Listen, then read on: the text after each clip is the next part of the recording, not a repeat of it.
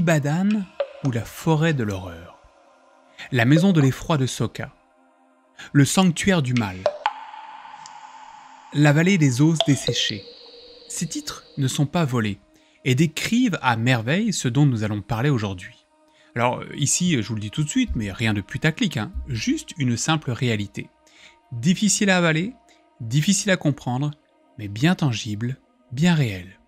Aujourd'hui, je vous emmène au cœur d'une histoire troublante, malveillante, dérangeante, sur le continent africain, dans la ville d'Ibadan, au Nigeria. Bon voyage.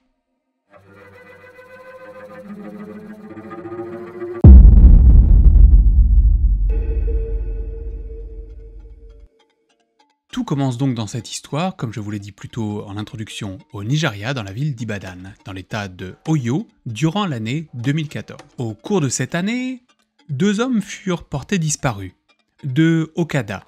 Alors, les Okada, j'ai fait mes petites recherches, ce sont des taxis à 2 roues que l'on retrouve un peu partout dans le pays.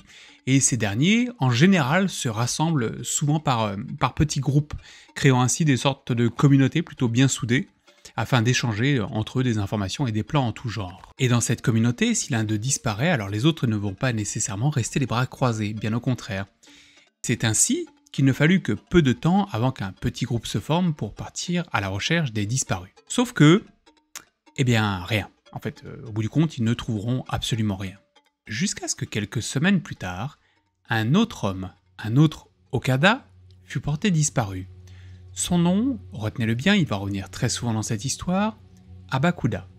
C'est le vendredi 21 mars 2014 qu'Abakuda reçut un coup de téléphone d'un client à la recherche d'un Okada pour l'emmener, lui et un de ses amis, près de la forêt de Soka. Par habitude, les Okada ne font que de courts trajets, ce qui leur permet de rester dans un secteur plutôt limité, tout en multipliant les clients. Mais pour Abakuda, la forêt de Soka, ce n'est pas nécessairement la porte à côté. Et malgré un temps d'hésitation, il finira par accepter la course. Au lendemain matin, la famille et les amis d'Abakuda commencèrent à s'inquiéter, car suite à cette dernière course, celui-ci n'a plus montré le bout de son nez. Puis, les parents de notre Okada reçurent un coup de fil étrange.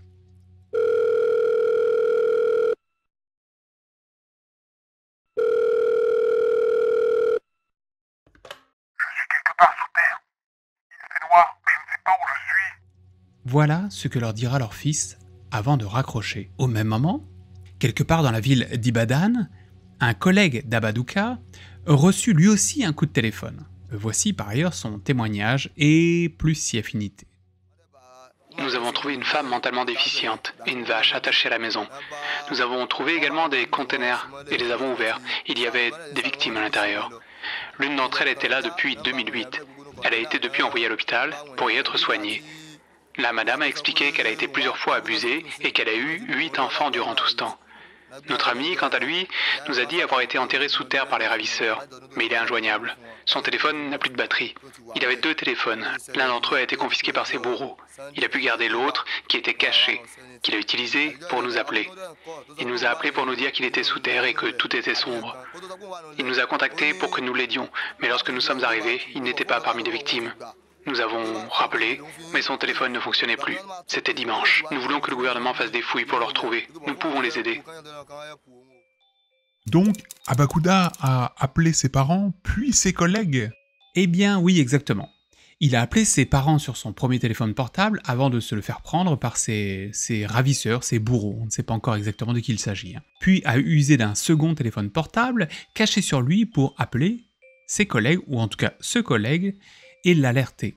Suite à cette alerte, un groupe d'une quarantaine d'Okada, je vous l'ai dit, ils se serrent les coudes entre eux, prirent la direction de la forêt de Soka en suivant les indications que leur avait données Abaduka. Ce dernier avait donné un endroit précis en expliquant qu'à l'approche de la forêt se trouvait sans doute sa moto abandonnée sur le bord du chemin, et que non loin était l'entrée d'un étroit sentier, difficile à identifier, lequel menait apparemment vers l'endroit où il se trouvait. Mais ont-ils au moins prévenu les autorités de cette situation ? Eh bien, ils ont essayé, mais les autorités semblaient à ce moment-là n'en avoir cure, et d'aucun ne bougea son popotin pour partir à la recherche d'Abakuda. Toutefois, rien ne les avait empêchés d'atteindre le lieu présumé où se trouvait leur ami. Et ce sont alors une quarantaine de personnes qui empruntèrent le fameux petit sentier afin de se retrouver face à un cours d'eau. L'un d'eux trouva une traverse faite de quelques roches et sur l'autre rive, les premiers arrivés découvrirent un vieux bâtiment ou quelques vieux bâtiments semblant abandonnés. Enfin, abandonnés, pas tout à fait, puisque plusieurs hommes témoigneront avoir entendu des voix provenir du bâtiment ou des bâtiments.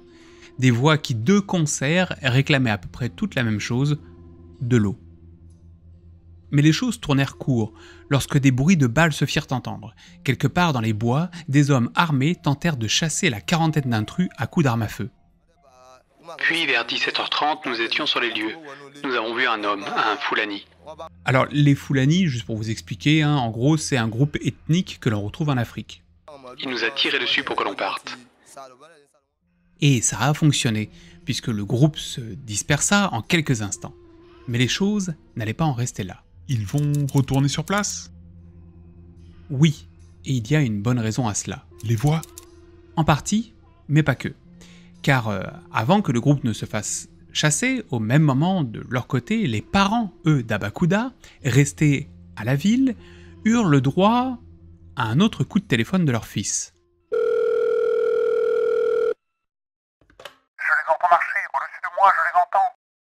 Attends, ils entendaient le groupe partir à sa recherche, c'est cela? Il les a entendus, confirmant que l'endroit qu'avait trouvé le groupe d'hommes était le bon. C'est alors que nous avons fait un appel pour rassembler plus de monde. À notre retour là-bas, il n'y avait plus personne. Quelques heures plus tard, c'est cette fois-ci une centaine d'Okada qui reprirent la route direction la forêt de Soka, le sentier, la rivière et enfin le ou les bâtiments. En chemin, ils crièrent et hurlèrent de toute leur force pour prévenir de leur arrivée. Leur but, simple, efficace, faire peur à toute personne se présentant devant eux. Et ça a fonctionné, puisque certains purent percevoir à l'horizon une poignée de types armés partir en courant dans les bois. Puis, nous avons vu les ravisseurs s'enfuir en tirant des coups. Nous avons trouvé des containers et les avons ouverts.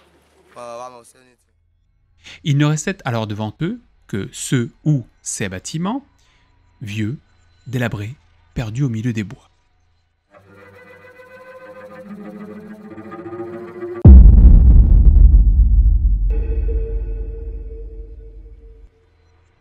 À leur arrivée, plusieurs des hommes et amis d'Abakuda se mirent à la recherche de ce dernier qui, souvenez-vous, avait indiqué à ses parents qu'il entendait au-dessus de lui les pas de plusieurs hommes. Cela a dû être facile de le retrouver du coup. Hélas, non. Ça aurait pu être facile, mais la batterie de son téléphone a rendu l'âme au moment où le premier groupe d'une quarantaine de personnes est parti et celui d'une centaine de personnes est revenu. Sans aucune indication précise quant à l'endroit où se trouvait Abakuda, des hommes se dispersèrent dans les bois cherchant çà et là quelques indices pouvant les mettre sur la piste du tombeau de leur ami. Pendant ce temps, un autre groupe de personnes entrèrent dans l'un des bâtiments, duquel des voix s'étaient fait entendre à leur première approche. Et ce qu'ils allaient y découvrir allait à jamais marquer leur esprit. Une fois à l'intérieur, des vêtements et des effets personnels par centaines jonchaient le sol. Puis, un peu plus loin, dans la pénombre, se dessinait une silhouette. Une femme attachée par des chaînes se trouvait là, maigre, affamée, l'air hagard. Il s'agissait de la même femme dont ce jeune homme avait parlé ici en vidéo. Nous avons trouvé une femme mentalement déficiente et une vache attachée à la maison. Nous avons trouvé également des containers et les avons ouverts. Il y avait des victimes à l'intérieur. L'une d'entre elles était là depuis 2008. Elle a été depuis envoyée à l'hôpital pour y être soignée. La madame a expliqué qu'elle a été plusieurs fois abusée et qu'elle a eu 8 enfants durant tout ce temps. Mais ce n'est pas la seule chose qu'ils allaient découvrir, comme en témoignera l'un des policiers qui se présentera sur les lieux au lendemain de la découverte. Lorsque nous sommes arrivés au bâtiment abandonné, nous avons vu des cadavres décomposés, des squelettes et des crânes à l'intérieur de ce bâtiment, ainsi que dans les buissons environnants.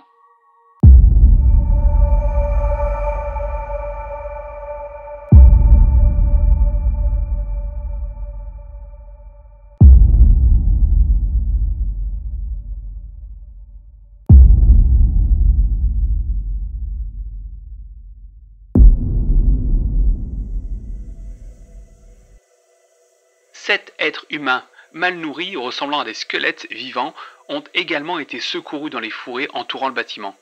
L'un d'entre eux est par ailleurs mort sur place pendant que nous étions là. Il y avait là, dans et à l'extérieur de la bâtisse, des hommes et des femmes, squelettiques, affamés, assoiffés. Ceux d'entre eux ayant été retrouvés dans les fourrés avaient essayé d'échapper à leurs bourreaux lorsque ces derniers ont pris la fuite à l'arrivée du groupe de recherche. Mais manquant de force, aucun ne put aller bien loin. Au total, seront retrouvées une vingtaine de personnes. Alors je vous le dis tout de suite, mais les chiffres diffèrent à ce niveau-là. Certaines errant à l'extérieur des murs de la bâtisse, d'autres attachées par des chaînes à l'intérieur. Mais toutes étaient dans le même état physique. Quant à leur état psychologique, ce n'était guère mieux. L'une des victimes sauvées aurait été ensorcelée et attachée avec des fers dans un donjon. Et ce n'est pas tout, puisque dans un autre bâtiment, et c'est pour ça que je disais un ou des bâtiments, donc dans un autre bâtiment non loin de là, c'est une autre macabre et troublante découverte qui sera faite. Ce dernier ne se composait que d'une seule et grande pièce, dans laquelle il fut découvert des dizaines et des dizaines de cadavres éparpillés un peu partout, amoncelés les uns sur les autres. Ici, par exemple, sur cette image, une partie des cadavres ont été sortis à l'extérieur pour que les familles de personnes ayant un de leurs proches portés disparus puissent venir voir si, par hasard, ils ne seraient pas trouvés là. À l'intérieur du bâtiment abandonné se trouvaient plusieurs signes de viol et de torture. Parmi les objets se trouvaient des sacs de voyage, des chaussures, des voitures, etc. Dans les buissons avoisinants seront également découverts des morceaux de corps, des cadavres en décomposition, voire en partie calcinés. Cette découverte fut si choquante que plus personne ne s'attachait à retrouver une personne, la personne les ayant menés jusqu'ici, à Bakuda. Et je vous le dis tout de suite, ce dernier, malgré des recherches approfondies, approfondies par le peuple, vous comprendrez plus tard, ne sera jamais retrouvé. Est-il la seule victime enterrée vivante ? Certainement pas. Et que faisaient ces personnes ici ? C'est une bonne question, mais ce n'est pas la seule à se poser à cet instant. Oui, tout le monde alors se demandait ce que ces personnes pouvaient bien faire là, mais également, depuis quand, depuis combien de temps ces personnes pouvaient bien être là ? Et surtout, qui pouvait être derrière tout cela ? Quel est le fou ? Quels sont les fous ayant mis cet endroit sur pied ? Et ces personnes ? Étaient-elles là pour servir un quelconque rituel ? Pour être vendues ? Faisait-elle partie d'un trafic d'organes, un trafic d'humains ? Tant de questions, si peu de réponses.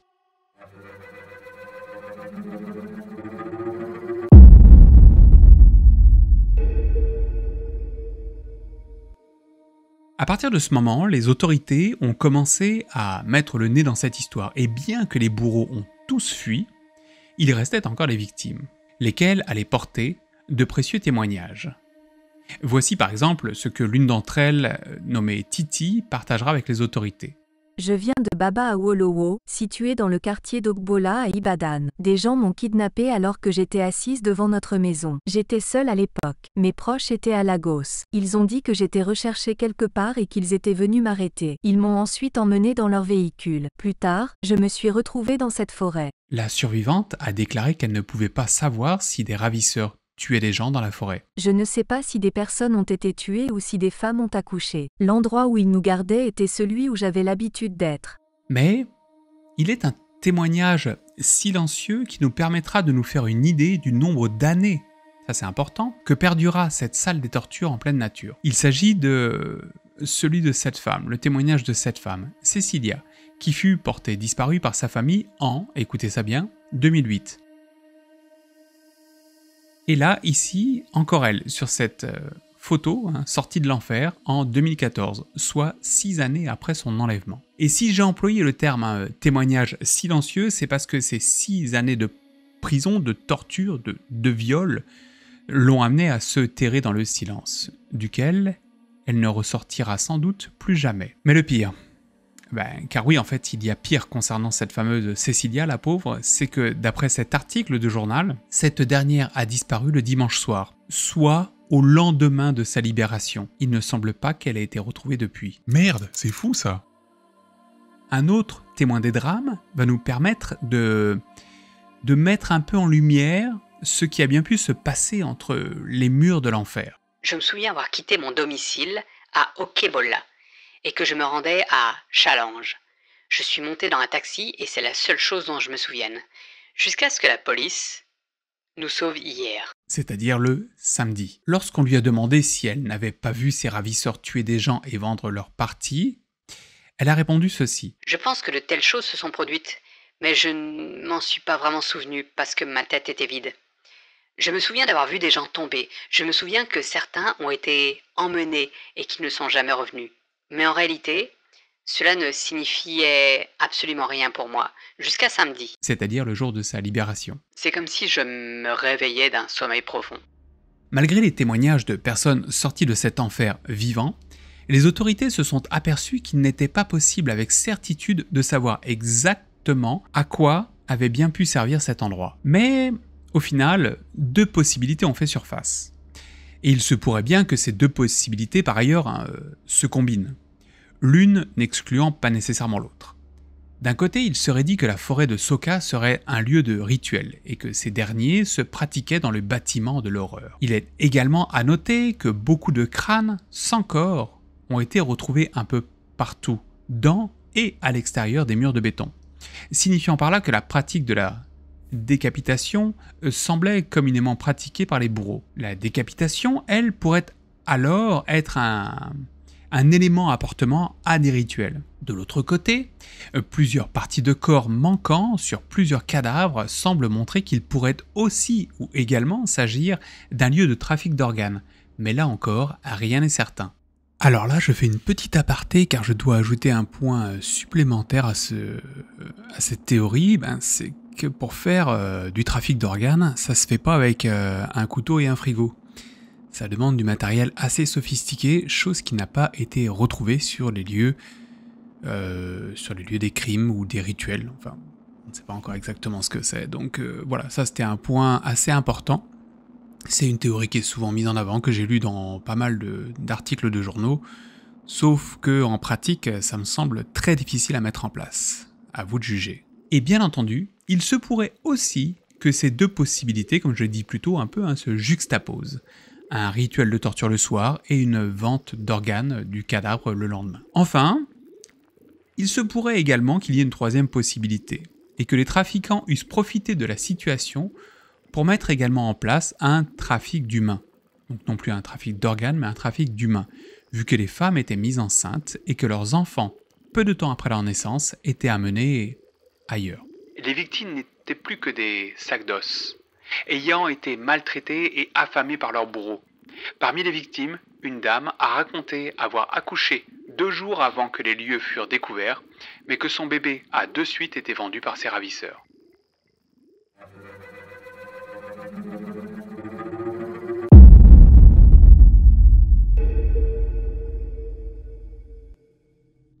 Une question que plusieurs se posent fut « Mais comment un tel lieu a pu exister durant tant d'années sans attirer l'attention ?» Car en effet, depuis le début de cette histoire, j'ai parlé de la forêt de Soka, j'ai parlé de la ville d'Ibadan, mais je ne vous ai jamais montré physiquement sur une carte où tout cela se déroulait.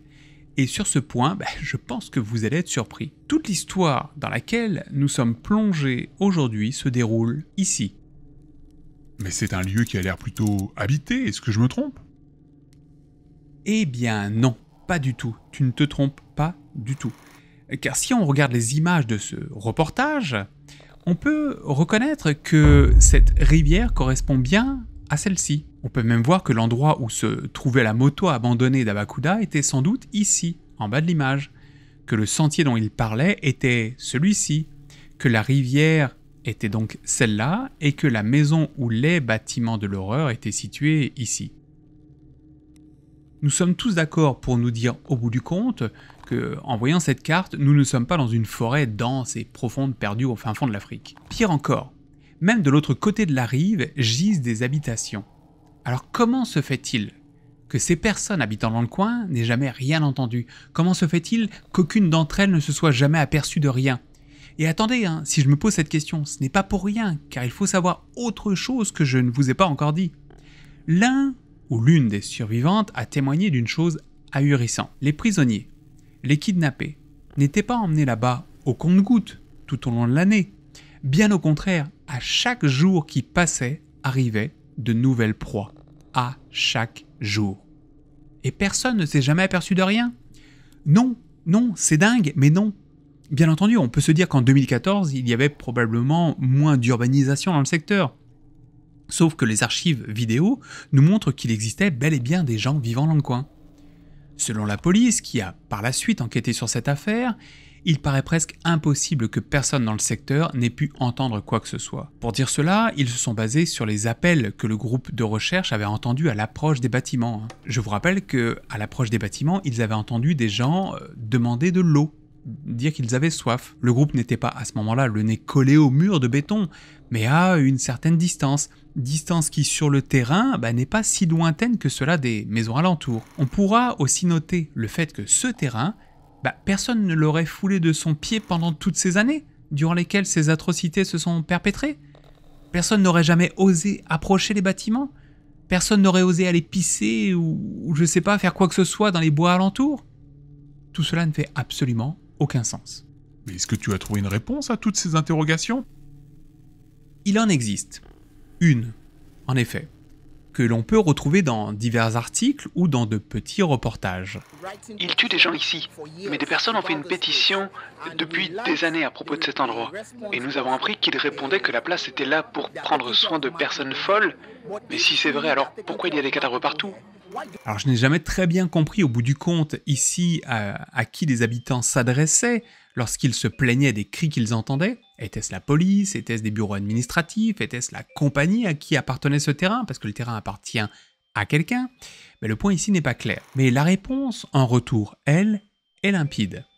Pour eux, cet endroit était un asile, nul besoin de s'inquiéter, tout est normal, passez votre chemin. Et au bout du compte, si l'on réfléchit, il se peut que cet endroit ait commencé en étant un asile, d'ailleurs. Un endroit dans lequel personne ne s'inquiète vraiment du sort des personnes arrivant ici. Il est facile de faire disparaître un fou si personne ne s'inquiète de son sort. Puis avec le temps, le lieu se serait mis à accueillir des personnes saines d'esprit, en les kidnappant pour des raisons qui leur sont propres. On va dire peut-être manque de matière. De plus, il faut se rendre compte que les personnes derrière ce trafic, ou rituel, je ne sais pas exactement de quoi il s'agit, et d'ailleurs on ne saura sûrement jamais de quoi il s'agit, savaient s'y faire.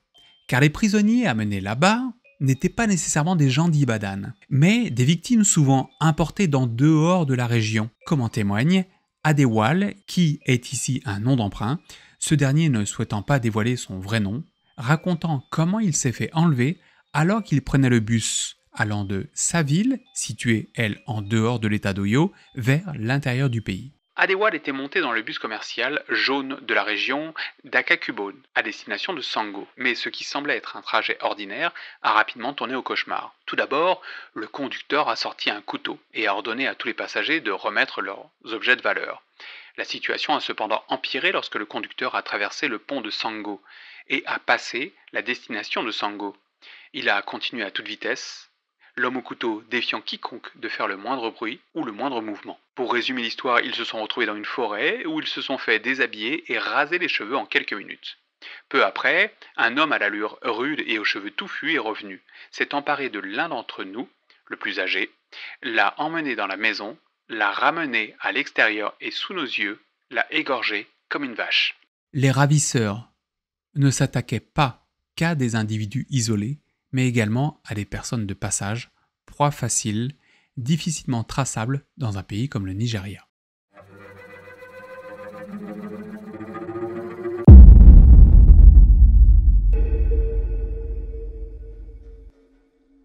Bien qu'au début de cette histoire, les autorités semblaient totalement vouloir ignorer la situation, les choses ont très vite changé à la découverte des cadavres. Et elles ont changé d'autant plus vite que la population locale, souhaitant des réponses, commençait à se fâcher. Plusieurs personnes ont ainsi fait les frais d'une sorte de chasse à l'homme. Mais ce qui a le plus interloqué la population fut l'empressement du gouvernement local de détruire les bâtiments et de raser le terrain dans le but d'y construire par-dessus ce que l'on peut trouver aujourd'hui, une école. Ils ont fait une école, par-dessus. Oui, désormais, à la place de ces vieux buildings délabrés se trouve en effet une école. Et il est aussi à noter que ces mêmes autorités ont, au départ, refusé de creuser pour chercher le corps d'Abadouka, la personne qui avait prévenu de cette tragédie. Donc ils ont fini par creuser? En fait, non. ils ont pris l'excuse de chercher le corps de ce pauvre homme pour justement tout détruire et défricher sans jamais vraiment le chercher. Par contre, les enquêteurs, eux, de leur côté, sont arrivés trop tard. La police ayant agi beaucoup trop lentement, et bien qu'essayant d'arrêter la démolition des lieux par le gouvernement, eh bien, la police ne put mener à bien leur enquête. 3 à 4 semaines après la découverte, tout avait été démoli, enterré par des pelleteuses. Alors bien entendu, on pourrait tout de suite penser à une sorte de conspiration ou quelque chose de la sorte, mais il se pourrait que la réponse de ce geste, de par le gouvernement, soit plutôt d'ordre politique, puisque cette histoire s'est déroulée en 2014 et qu'en 2015, il se passait une chose bien particulière que l'on appelle les élections gouvernementales. Ainsi, le gouvernement en place, plutôt que de faire face à cette situation qui au bout du compte aurait été extrêmement plutôt embarrassante en bien des points, eh bien en fait ils ont préféré faire l'autruche en enterrant le tout. Et hop, on ne le voit plus, on n'en parle plus. Finalement, bien que quelques personnes furent toutefois arrêtées pour avoir été en lien de près ou de loin avec cette étrange histoire, personne ne portera le chapeau. Le lieu aujourd'hui a disparu, les bourreaux se sont volatilisés, les victimes ont perdu l'esprit ou sont mortes, seule l'histoire sera la mémoire permettant de ne jamais oublier la maison de l'effroi de Soka. Merci à vous d'avoir suivi cet étrange voyage, ce nouvel étrange voyage. On se retrouve pour la prochaine, dans j'espère pas si longtemps que ça. Prenez soin de vous, bye et à la prochaine. Je vous embrasse, bise et à la prochaine.